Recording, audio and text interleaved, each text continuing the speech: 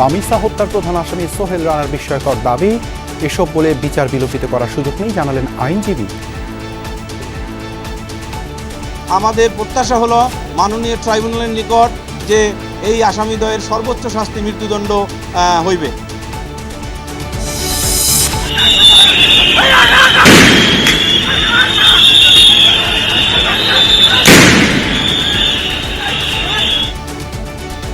Chairman নিয়োগ ইস্যুতে মতিঝিলে ইসলামী ব্যাংকের সামনে উত্তেজনা, পুলিশের লাঠিচার্জ, জল কামানে আন্দোলনকারীদের ছত্রভঙ্গ, কয়েকজন আহত।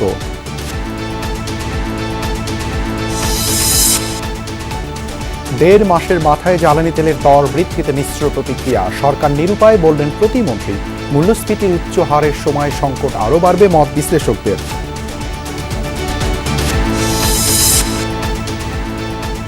আট দিনে 6 নবজাতকের মৃত্যুর ঘটনায় মন্ত্রণালয়ের তদন্ত কমিটিতে ডেপুটি অ্যাটর্নি ফয়সাল সিদ্দিকী। হাসপাতাল ভবনে বেকারি অনুমোদনের বিষয়টি খতিয়ে দেখবে স্বাস্থ্য অধিদপ্তর। তদন্ত হবে 3 দিনের ভিতরে, সেই তদন্ত রিপোর্ট 3 তারিখের মধ্যে দাখিল হবে। এরকম একটি ঘটনায় স্বপ্রণোদিত হয়ে আমি বলেছি যে আইনগতভাবে যেন কেউ কোনো কারণে প্রকৃত অপরাধীরা যেন কোনো পার না পেয়ে যায়। চলে গেলেন বর্ষিয়ান রাজনীতিবিদ ও মুক্তিযুদ্ধের সংগঠক তোফায়েল আহমেদ। দীর্ঘদিন বার্ধক্যজনিত রোগে ভুগছিলেন, কাল ভোলায় জানাজা শেষে দাফন। মৃদু তাপপ্রবাহে সারা দেশে প্রচণ্ড গরম, 3 দিন পর স্বস্তির পূর্বাভাস। হিটস্ট্রোকের ঝুঁকি থাকায় সতর্কতার তাগিদ স্বাস্থ্য বিশেষজ্ঞদের। এত পরিমাণে গরম, পানি অনেক শূন্যতা দেখা দিতেছে বাচ্চার মধ্যে। প্রচণ্ড গরমের কারণে আপনার কাজকর্ম ঠিকভাবে করা যাচ্ছে না। যদি টেম্পারেচার এর চেয়ে বেশি হয় তাহলে অসুস্থতার সম্ভাবনা।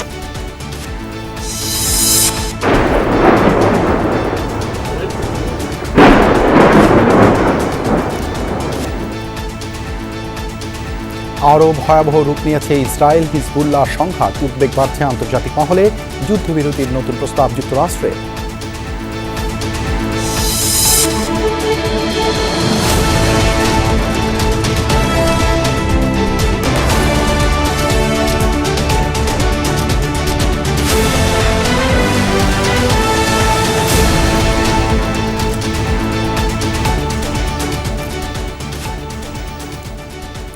আমন্ত্রণ জানাচ্ছি সন্ধ্যার বাংলাদেশের সঙ্গে আছি দেবাশিস রঞ্জন সরকার। এতক্ষণ শিরোনাম দেখছিলেন। দ্রুত সময়ে শুরু হলো রাজধানীর পল্লবীতে আলোচিত শিশু রামিসা ধর্ষণ হত্যা মামলার বিচার কার্যক্রম। আজ আসামি সোহেল রানা ও তার স্ত্রী স্বপ্না খাতুনকে অভিযুক্ত করে অভিযোগ গঠন করেছে আদালত। তবে আসামি সোহেল বিস্ময়করভাবে ডলার নামে একজন এই ঘটনায় জড়িত বলে দাবি করে বলেন তাকে যেন ধরা হয়। রাষ্ট্রপক্ষের আইনজীবী বলেন, এমন দাবি মামলাকে ভিন্ন খাতে প্রভাবিত করার অপচেষ্টা। আগামীকাল এই মামলার সাক্ষ্য গ্রহণ হবে। জনাকীর্ণ এজলাসে শুরু হয় আলোচিত রামিসা ধর্ষণ ও হত্যা মামলার অভিযোগ গঠনের শুনানি। শুরুতেই ঘটনার নৃশংসতা তুলে ধরেন মামলার বিশেষ পাবলিক প্রসিকিউটর আজিজুর রহমান দুলু। ধর্ষণ, হত্যা ও আলামত ধ্বংস সহ কয়েকটি অভিযোগ গঠন করে বিচার শুরুর আবেদন করে রাষ্ট্রপক্ষ। পরে আসামিপক্ষে রাষ্ট্রনিযুক্ত আইনজীবী তাদের অব্যাহতি চেয়ে আবেদন করে বলেন, তড়িঘড়ি করে দেয়া হয়েছে অভিযোগপত্র। নিজেদের নির্দোষ দাবি করে পরে আদালত প্রাঙ্গণে আসামি সোহেল রানা অন্যের ঘাড়ে দোষ চাপানোর চেষ্টা করেন। ডিএনএ রিপোর্টে বীর্যের উপস্থিতি শনাক্ত হয়নি এবং এই মামলায় কোনো চাক্ষুষ সাক্ষী নেই, সেহেতু এই আসামি সোহেল রানা এবং স্বপ্না খাতুনের অব্যাহতি চেয়ে বিজ্ঞ আদালতে আবেদন করেছিলাম। না, আসামিরা আমার কাছে এই ধরনের কোনো বক্তব্য বলে নাই। আসামি নির্দোষ সেটাই বলছে, তারা এই ঘটনার সাথে জড়িত না, তারা এটা বলছে। রাষ্ট্রপক্ষের আইনজীবী বলেন, স্বীকারোক্তিমূলক জবানবন্দির পর বিচার ভিন্ন খাতে নেওয়ার অপচেষ্টা করছে আসামি। এই বিষয়গুলো হলো পুলিশ রিপোর্টে আমরা যখন পাইনি, তাহলে আমাদের প্রসিকিউশনের পক্ষে এই বিষয়ে বলার কিছু নাই। আর ডিফেন্স থেকে যদি কোনো কিছু বলে সেগুলো হলো ম্যাটার অফ এভিডেন্স। যে বিষয়গুলো ম্যাটার অফ এভিডেন্স, সেই বিষয়গুলো এভিডেন্স দ্বারা নির্ণীত হতে হবে। দুই পক্ষের শুনানি শেষে সোহেল রানা ও তার স্ত্রী স্বপ্না খাতুনের বিরুদ্ধে অভিযোগ গঠন করে বিচার শুরুর আদেশ দেন আদালত। মামলার সাক্ষ্য গ্রহণ মঙ্গলবার, সাক্ষী 18 জন। সর্বোচ্চ শাস্তির ব্যাপারে আমরা ফুললি আশাবাদী যে এই মামলার যেভাবে নৃশংসতম হত্যাকাণ্ড এবং রেপ ঘটিয়েছেন, এই মামলায় যেভাবে সমস্ত ডকুমেন্ট আছে এবং আসামির দোষ স্বীকারোক্তি আছে, সে সকল কিছু মিলে আমাদের প্রত্যাশা হলো মাননীয় ট্রাইব্যুনালের নিকট যে এই আসামিদ্বয়ের সর্বোচ্চ শাস্তি মৃত্যুদণ্ড হইবে। আগেই শিশু রামিসাকে ধর্ষণের পর হত্যার দায় স্বীকার করে আদালতে জবানবন্দি দিয়েছেন অভিযুক্ত সোহেল রানা। রাব্বি হোসেন, যমুনা নিউজ, ঢাকা। ইসলামী ব্যাংকের নতুন চেয়ারম্যানের যোগদানকে কেন্দ্র করে সকালে রণক্ষেত্রে পরিণত হয় রাজধানীর মতিঝিল দিলকুশা এলাকা। ব্যাংকটির প্রধান কার্যালয়ের সামনে পুলিশ ও আন্দোলনকারীদের মধ্যে দফায় দফায় ধাওয়া পাল্টা ধাওয়া হয়। পরিস্থিতি নিয়ন্ত্রণে লাঠিচার্জের পাশাপাশি সাউন্ড গ্রেনেড ও জলকামান ব্যবহার করে পুলিশ। এদিকে খুরশিদ আলমের নিয়োগ বাতিল না করা হলে কঠোর কর্মসূচি দেওয়ার ঘোষণা দিয়েছে আন্দোলনকারীরা। যদিও দাবি প্রত্যাখ্যান করেছে বাংলাদেশ ব্যাংক, তবে ইসলামী ব্যাংক সচেতন গ্রাহক ফোরামের সরব উপস্থিতির কারণে শেষ পর্যন্ত ব্যাংকটির পরিচালনা পর্ষদের অনলাইন সভাও হয়নি। সকাল থেকেই টানটান উত্তেজনা মতিঝিল দিলকুশার ব্যাংকপাড়ায়। নবনিযুক্ত চেয়ারম্যান খুরশিদ আলমের প্রবেশ ঠেকাতে ইসলামী ব্যাংকের প্রধান কার্যালয়ের সামনে সচেতন গ্রাহক ফোরামের ব্যানারে জড়ো হয় কয়েকশো আন্দোলনকারী। দিতে থাকেন নানা স্লোগান। বিক্ষোভের এক পর্যায়ে পুলিশ আন্দোলনকারীদের সড়ক থেকে সরিয়ে দিতে চাইলে শুরু হয় ধাওয়া পাল্টা ধাওয়া। পরিস্থিতি নিয়ন্ত্রণে পুলিশ লাঠিচার্জ, জলকামান ও সাউন্ড গ্রেনেড ব্যবহার করে। মুহূর্তেই রণক্ষেত্রে পরিণত হয় পুরো এলাকা। আহত হন বেশ কয়েকজন। তারা অবস্থান ছাড়ছিলেন না এবং উত্তেজনাকর স্লোগান দিচ্ছিলেন, যার ফলে এক পর্যায়ে আমরা তাদেরকে বারবার রিকোয়েস্ট করেছি সরে যাওয়ার জন্য। না সরে যাওয়ার পরে আমরা ওয়াটার ক্যানন থেকে আমরা পানি নিক্ষেপ করেছি এবং সাউন্ড গ্রেনেড দিয়ে এখানে একটা স্বস্তিকর একটা পরিবেশ তৈরি করেছি। আমাদের অবস্থান আমরা এলাকার শান্তি শৃঙ্খলা অটুট রাখার জন্য, ভালো রাখার জন্য যতটুকু করণীয় ততটুকুই করব। অভিযোগ উঠেছে পুলিশের লাঠিচার্জে আহত হয়েছেন বেশ কয়েকজন আন্দোলনকারী। ইসলামী ব্যাংকের দখল প্রতিহত করারও ঘোষণা দেন তারা। এখানে আমাদের নির্বিচারে আমাদের পুলিশ আমার মাথা বাড়ি দিয়ে মাথা ফাটা ফেলাইছে। আমার মাথা এই যে আঘাত দেখেন, রক্ত জর্জরে পড়ছে, আমার মাথা সেলাই লাগছে। আমরা কি অপরাধ করছি? ইসলামী ব্যাংকে টাকা রাখার কারণে আমরা ইসলামী ব্যাংকের গ্রাহক। ইসলামী ব্যাংকে যখন নতুন খুরশিদ আলমকে নিয়োগ দেওয়া হয়েছে, আমি সরকারের কাছে আবেদন জানাচ্ছি যে ওনাকে যেন এই নিয়োগটা বাতিল করে আগে যে পর্ষদটা আছে ওই পর্ষদে রাখুক। আবার সেই বাংলাদেশের ব্যাংকিং খাত এবং অর্থনৈতিক খাত ধ্বংসের ষড়যন্ত্রমূলক হিসাবে এই ইসলামী ব্যাংক ব্যবস্থাপনাকে ধ্বংস করার জন্য একজন পেজিস্টকে আবার এখানে চেয়ারম্যান হিসেবে নিয়োগ দিয়েছে। হাজার হাজার কোটি টাকা পাচার করা হয়েছে, এখনও আবার সেই অবস্থায় ফিরে আসতে চাইতেছে।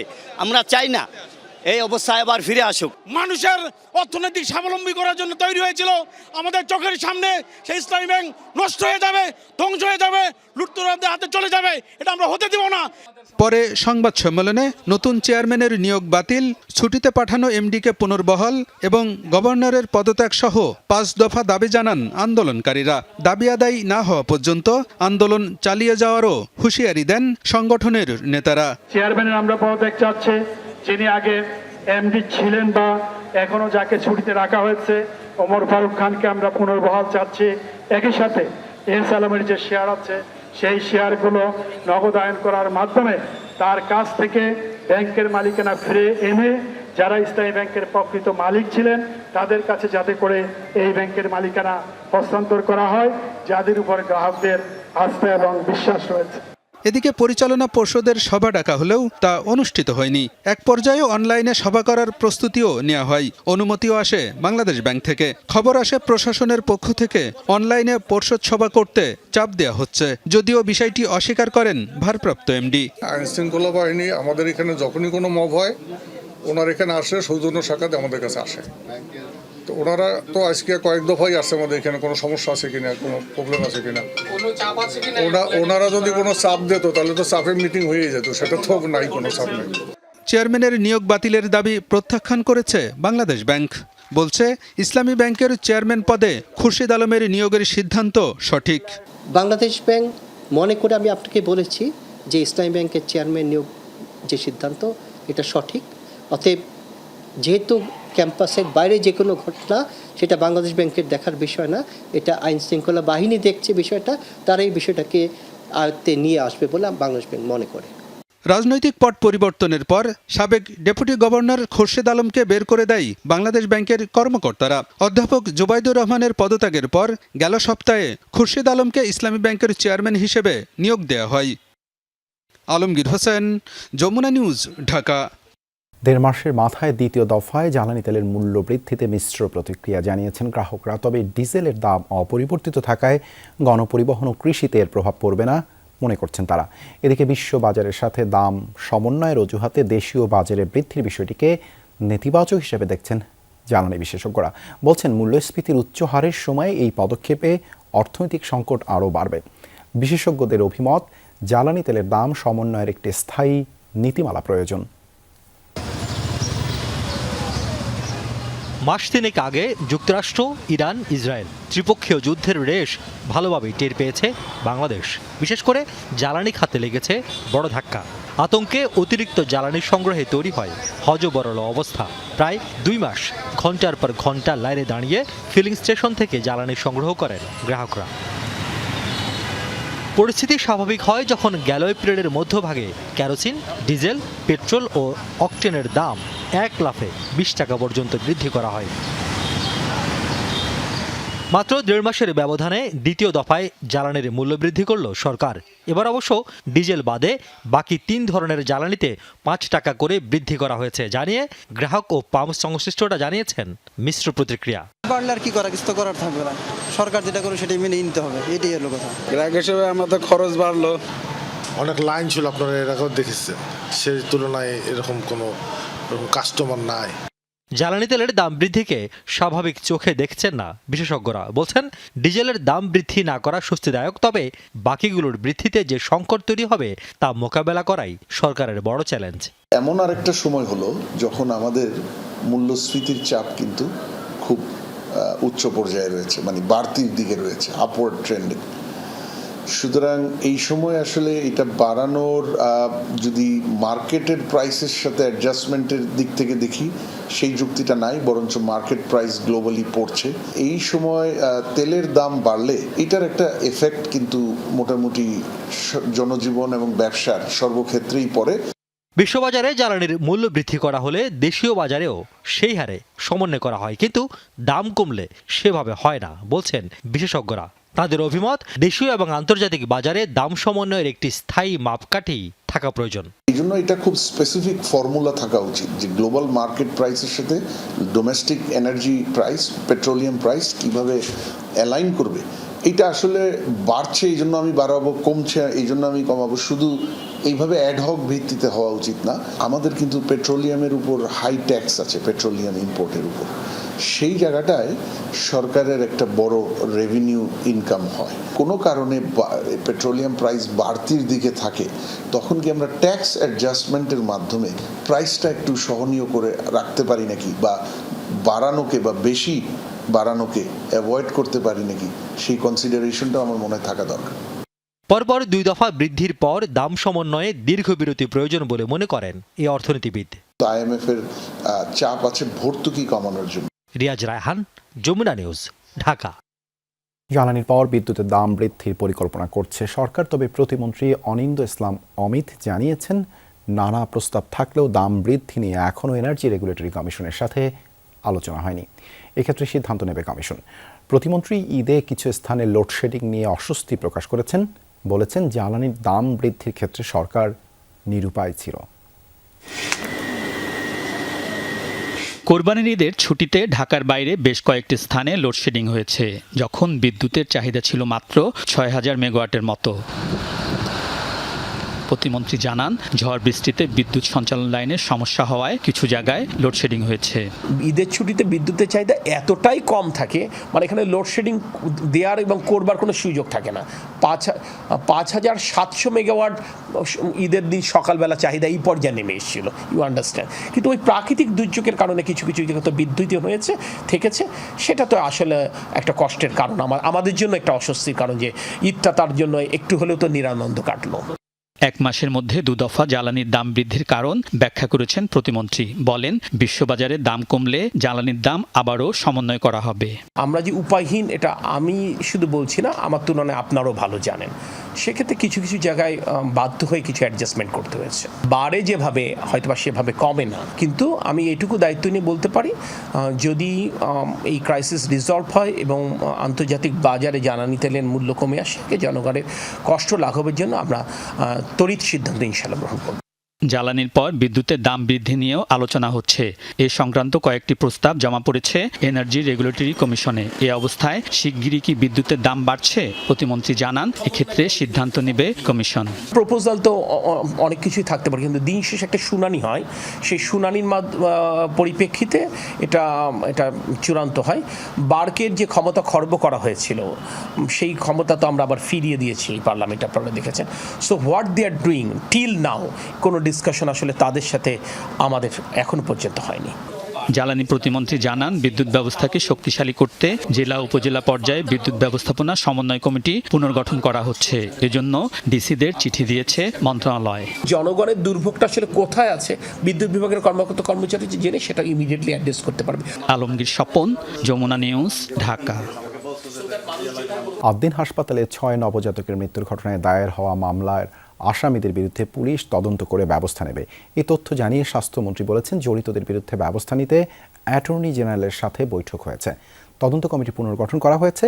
কমিটি 3 জুন প্রতিবেদন দেবে। অ্যাটর্নি জেনারেল বলেছেন, 6 নবজাতকের মৃত্যুর ঘটনা ফৌজদারি অপরাধ, প্রকৃত অপরাধীদের বিচারের মুখোমুখি করা হবে। রাজধানীর আদ্দিন হাসপাতালে 6 নবজাতকের মৃত্যুর ঘটনায় সরকারের পক্ষ থেকে কোনো মামলা হয়নি। 1 নবজাতকের মায়ের করা মামলা তদন্ত করছে পুলিশ। স্বাস্থ্যমন্ত্রী জানিয়েছেন, আসামিরা যেন ছাড় না পায় এজন্য তদন্ত করে আইনি ব্যবস্থা নেবে সিআইডি। বিষয়টি পর্যবেক্ষণ করছে মন্ত্রণালয়। একটা মামলা মাত্র হয়েছে, সিআইডি টেক আপ করেছে, এটা তদন্তের ব্যাপার আছে। পরিস্থিতি পর্যবেক্ষণ করে তারপরে তো অ্যাকশনে যাবে। এটা আইনের পার্ট, পুলিশের পার্ট। আমরা লুক আফটার করবো, আমরা দেখবো। এর আগে আদ্দিনে নবজাতক মৃত্যুর ঘটনায় ব্যবস্থা নিতে attorney general barrister Ruhul Kuddus কাজলের সাথে দীর্ঘ বৈঠক করেছেন স্বাস্থ্যমন্ত্রী। এজন্য মন্ত্রণালয়ের তদন্ত কমিটিতে যুক্ত করা হয়েছে ডেপুটি অ্যাটর্নি জেনারেল আল ফয়সাল সিদ্দিকীকে। 3 জুনই তদন্ত রিপোর্ট জমা হবে মন্ত্রণালয়ে। কেউ চিন্তাই করতে পারে না একটা পরিবারের 6 জন শিশু, নবজাতক শিশু, এবং তারা দমবন্ধ হয়ে মারা গেল আমাদের অবহেলা, আমাদের ব্যবস্থাপনার অভাবের কারণে। এর চেয়ে দুঃখজনক ঘটনা তো হতে পারে না। এবং আমি নিজে এই কারণেই এরকম একটি ঘটনায় স্বপ্রণোদিত হয়ে আমি বলেছি যে আইনগতভাবে যেন কেউ কোনো কারণে প্রকৃত অপরাধীরা যেন কোনো পার না পেয়ে যায়। প্রতিবেদনটি আরও গতিশীল হওয়ার জন্য, আরও প্র্যাকটিক্যাল হওয়ার জন্য ওই বাচ্চাদের মায়েদের সাথে কথা বলা প্রয়োজন। তদন্ত হবে, 3 দিনের ভিতরে সেই তদন্ত রিপোর্ট 3 তারিখের মধ্যে দাখিল হবে। ঘটনার প্রকৃত কারণ খতিয়ে দেখতে স্বাস্থ্য মন্ত্রণালয়ের পর তদন্ত কমিটি করেছে স্বাস্থ্য অধিদপ্তরও। কমিটির রিপোর্টগুলোর মধ্যে যদি কোনো অসামঞ্জস্য থাকে সেগুলো তখন আমরা কারেকশন করার সুযোগ পাবো। এবং এর অর্থ হলো যে একদম 100% ইম্পার্শিয়ালিটি। একটা কমিটি করে দিলাম, সেই কমিটির তো কিছু জিনিস নজর এড়াও যেতে পারে। আরেকটা কমিটির বোর্ড, মেডিকেল বোর্ড করার মতো আরেকটা কমিটির হয়তো সেটা খুব স্ট্রংলি নজরে আসলো। স্বাস্থ্যমন্ত্রী বলেন, আদ্দিন হাসপাতালে বেকারির অনুমোদন দিয়েছিল পরিবেশ অধিদপ্তর। বিষয়টি খতিয়ে দেখা হচ্ছে। পরে মন্ত্রী ডেঙ্গু প্রতিরোধের প্রস্তুতি সভায় যোগ দেন। বলেন, 1 সপ্তাহের মধ্যে প্রতিরোধমূলক ব্যবস্থা সম্পন্ন করার সিদ্ধান্ত হয়েছে। আমাদের হাতে 1 লক্ষ স্যালাইন আছে, মাঠ লেভেলে আছে, রিএজেন্ট আছে, আরো প্রয়োজন হবে। এগুলো আগামী সপ্তাহের ভিতরে আমরা কালেক্ট করব। উত্তর কথা হলো, we are ready to fight against the dengue. স্বাস্থ্যমন্ত্রী জানান, ডেঙ্গুতে আক্রান্ত রোগীদের চিকিৎসায় প্রতিটি সরকারি হাসপাতালে আলাদা কর্নার করা হবে। আলমগীর স্বপন, যমুনা নিউজ, ঢাকা। যে কোনো সহিংসতা, চাঁদাবাজির বিপক্ষে অবস্থান সরকারের। কোরবানির সময়ে নিরাপত্তা আগের তুলনায় অনেক উন্নতি হয়েছে বলে দাবি করেছেন প্রধানমন্ত্রীর উপদেষ্টা ও প্রধানমন্ত্রীর কার্যালয়ের মুখপাত্র মাহাদি আমিন। বলেন, ভোগান্তি ও ঘণ্টার পর ঘণ্টা যানজট এবার তুলনামূলকভাবে নিয়ন্ত্রণে ছিল।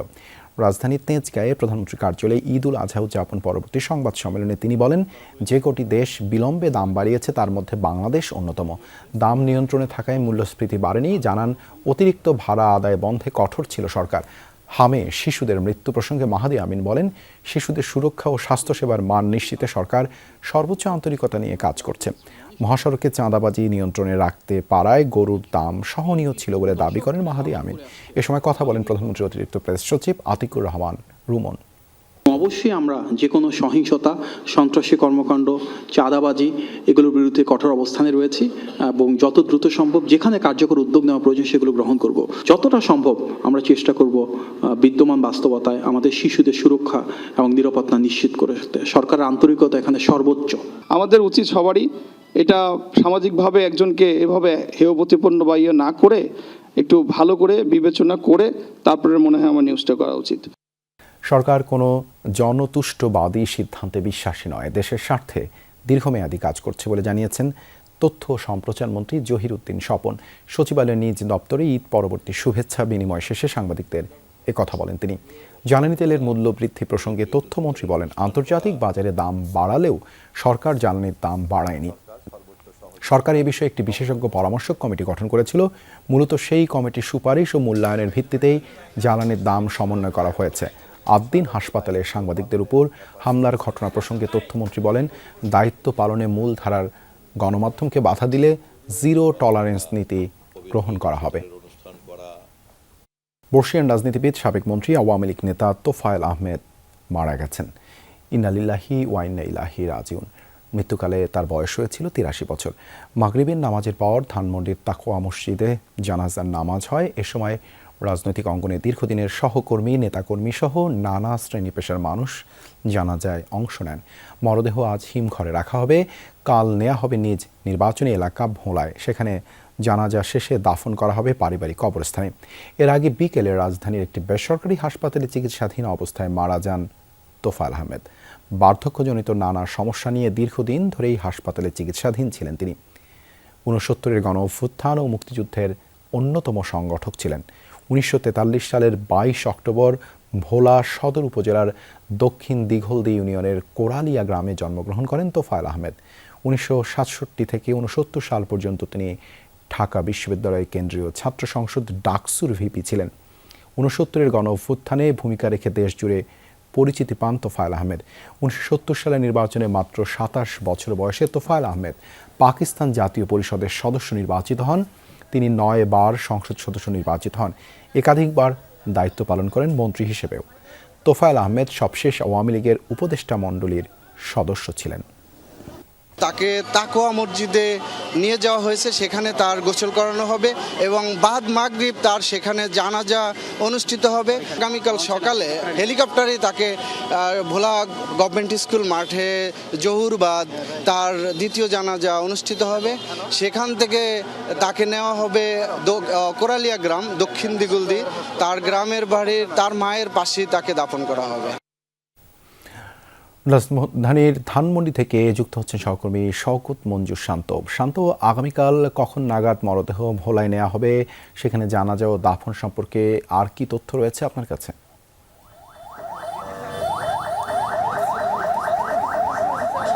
এখানে জানাজা সম্পন্ন হয়েছে কিছুক্ষণ আগে এবং জানাজার পরপরই তাকে বহনকারী যে অ্যাম্বুলেন্স রয়েছে সেই অ্যাম্বুলেন্সটি ইতিমধ্যে স্কয়ার হাসপাতালে আবারও পৌঁছে গেছে এবং বলতে হবে যে আগামীকাল যেটুকু আমরা জানতে পেরেছি যে আগামীকাল সকালে তার মরদেহ ভোলার উদ্দেশ্যে যাত্রা করবে এবং সেখানে বাদ জোহর একটি জানাজা অনুষ্ঠিত হবে এবং তাদের যে পৈতৃক কবরস্থান রয়েছে সেখানে মায়ের পাশের কবরে তাকে দাফন করা হবে। এবং এখানকার যে চিত্র আমরা বলতে পারি যে কিছুক্ষণ আগে এখানে জানাজা সম্পন্ন হওয়ার পরেই বেশ কয়েকজন আওয়ামী লীগ সমর্থক অথবা কর্মী তারা কিন্তু একজোট হয়ে এখানে জয় বাংলা স্লোগান দিয়েছেন এবং বেশ কিছুক্ষণ ধরে তারা কিন্তু এই সড়ক প্রদক্ষিণ করেছেন। পরবর্তীতে পুলিশ সদস্যরা কিন্তু এখানে তাদেরকে ছত্রভঙ্গ করে দেন এবং এখনও পুলিশ সদস্যদেরকে আমরা অবস্থানরত অবস্থায় দেখছি এবং বলতে হবে যে বেশ কয়েকজনকে প্রায় ২০ জনের মতো খালি চোখে যতটুকু বোঝা গিয়েছে ২০ জনের মতো কয়েক সদস্যকে কিন্তু আটকও করা হয়েছে, যেটা হয়তো পরবর্তীতে আমরা আনুষ্ঠানিকভাবে জানতে পারবো। এবং এখন পর্যন্ত এখানে পরিস্থিতি স্বাভাবিক রয়েছে এবং যেই তথ্য আমাদেরকে পরিবারের মাধ্যমে দেওয়া হয়েছে যে আগামীকাল সকালবেলা তার মরদেহ ভোলার উদ্দেশ্যে নিয়ে যাওয়া হতে পারে। শান্ত, ধন্যবাদ আপনাকে যুক্ত হবার জন্য। সারা দেশে চলছে মৃদু তাপপ্রবাহ। বাতাসে জলীয় বাষ্পের পরিমাণ বেশি হওয়ায় তীব্র গরম অনুভূত হওয়ার পাশাপাশি ঘামও হচ্ছে বেশ। স্বাস্থ্য বিশেষজ্ঞরা বলছেন এই গরমে হিট স্ট্রোকের ঝুঁকি থাকে, তাই দিয়েছেন সতর্কতার তাগিদ। এদিকে আগামী ৩ দিন এমন তাপপ্রবাহের পূর্বাভাস দিয়েছে আবহাওয়া অফিস। আর ১ সপ্তাহের মধ্যে কমে আসবে তাপের তীব্রতা। তীব্র গরমে হাঁসফাঁস অবস্থা সারা দেশে। শিশু থেকে বৃদ্ধ তাপ প্রবাহে ঘেমে নিয়ে একাকার সকলে। মাঝে মাঝে বৃষ্টি হলেও গরমের আঁচ যেন কমার নাম নেই। এমন আবহাওয়ায় বাতাসে জলীয় বাষ্পের পরিমাণ বেশি, তাই দ্রুত ঘামে ভিজে অস্বস্তি তৈরি হচ্ছে শরীরে। গলাও শুকিয়ে আসছে দ্রুত। এতে সবচেয়ে বেশি কষ্টে খেটে খাওয়া মানুষ। অসুস্থ হয়ে পড়ছে শিশুরাও। এত পরিমাণে গরম, পানি অনেক শূন্যতা দেখা দিতেছে বাচ্চার মধ্যে। প্রতিদিনই প্রায় 8-10 গ্লাসের উপরে খাওয়া পড়ে, কারণ নিজের তো অনেক গলা শুকা যায় একটু পর পর। প্রচণ্ড গরমের কারণে আপনার কাজকর্ম ঠিকভাবে করা যাচ্ছে না, প্রচুর পানি তৃষ্ণা, গলা শুকাই আসে। যদি টেম্পারেচার এর চেয়ে বেশি হয় তাহলে অসুস্থতার সম্ভাবনা। এই গরম আর রোদের তীব্রতায় হিট স্ট্রোকের উচ্চ ঝুঁকি তৈরি হয় বলে জানালেন স্বাস্থ্য বিশেষজ্ঞরা। সুস্থ থাকতে তাই রোদে কম বের হওয়া এবং ঘন ঘন পানি পানের পরামর্শ তাদের। যদি অন্য কোনো রোগ না থাকে তাহলে আমরা বলে থাকি অবস্থা ভিত্তিতে 2 থেকে 3 লিটার পানি সেবন করা। যদি অনেক ঘাম হয় সেই ক্ষেত্রে ওরাল স্যালাইন সেবন করা যেতে পারে। যে সময়টিতে সব থেকে বেশি তাপমাত্রা থাকে, সাধারণত বেলা বলা যেতে পারে যে 11টা থেকে 2টা 3টা, এই সময়টি যতটুকু সম্ভব আউটডোর অ্যাক্টিভিটিসকে লিমিট করা। আবহাওয়া অফিস বলছে 3 জুন পর্যন্ত এমন তাপপ্রবাহ থাকবে। এরপর মৌসুমী বায়ুর প্রভাবে বৃষ্টিতে 6 থেকে 7 জুনের মধ্যে প্রশমিত হতে থাকবে তাপ। দেশের ইস্টার্ন পার্টে বৃষ্টিপাতের যে প্রবণতা সেটা কিছুটা বৃদ্ধি পেতে পারে, অর্থাৎ আপনার চট্টগ্রাম বিভাগ, ঢাকার পূর্বাঞ্চল, সিলেট বিভাগ এবং ময়মনসিংহ বিভাগের কিছু কিছু জায়গাতে বৃষ্টি হতে পারে। আগামী অন্ততপক্ষে 2 থেকে 3 দিন এরকম বৃষ্টিপাত অব্যাহত থাকতে পারে। এর পরবর্তীতে গিয়ে বৃষ্টিপাতের এলাকা এবং পরিমাণ দুটোই কিছুটা বৃদ্ধি পেতে পারে এবং যে একটা অস্বস্তিকর অবস্থা বিরাজ করছে সেই অস্বস্তিকর অবস্থা কিছুটা কমে আসতে পারে।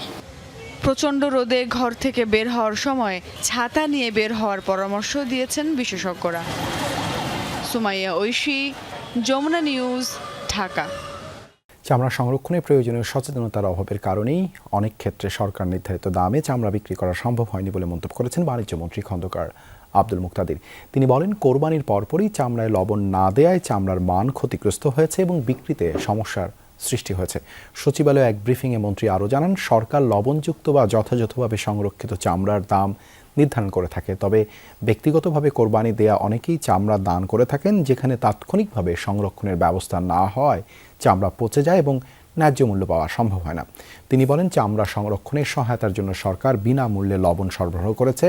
আসন্ন জাতীয় বাজেট প্রসঙ্গে বাণিজ্যমন্ত্রী বলেন, এবারের বাজেট হবে ব্যবসা ও বিনিয়োগ বান্ধব।